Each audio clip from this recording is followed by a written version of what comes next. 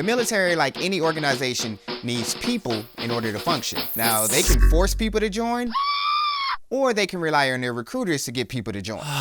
When I say force people to join, the military used to rely on drafting people during times of war when there was a shortage of volunteers. They actually used this strategy during the Civil War, World War I, World War II, the Korean War, and Vietnam. However, it was controversial and it sparked a lot of wide protests and unrest. A lot of people felt like it was unfair and discriminatory. So ultimately, the draft was replaced with an all-volunteer force in 1973. Yes. So when you see recruiters out and about, you see one come to your school, or you see one in the mall, they hold a purpose. Hey, homie. Yeah, I see him right there, cuz. Hey, fool!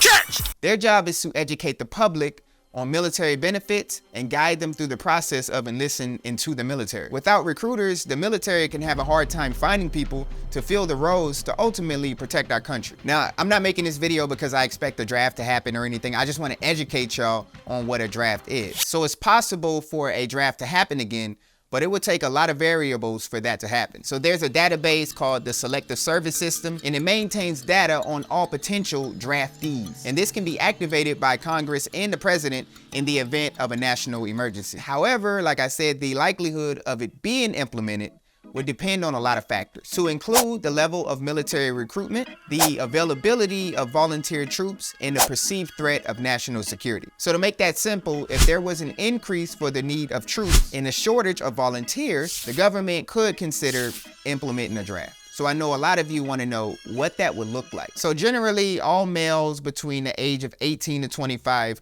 would be the pool of applicants getting selected. So it would basically depend on your Selective Service System number, and that would randomly select individuals from the registration pool to serve. They're gonna call my number. I just know they're gonna call my number. As of now, females do not have to register for the Selective Service System, and there's also some other criteria for exemption or deferment if you were to be selected. So in the past, the exemptions or deferments have been granted to individuals who are medically unfit to serve, if they were sole caretakers of dependents, if they maintained some political position, if they were enrolled in certain academic programs, and religious objectors or conscientious objectors may be eligible for deferment or exemption. Now, this criteria is always subject to change just depending on the needs of the military at that time. But if you're wondering which military branch works for you, I got a video on the screen right now which breaks them all down. Like I always say, I hope this video brought value to you. Stay beautiful, stay classy, and until next time, check me out.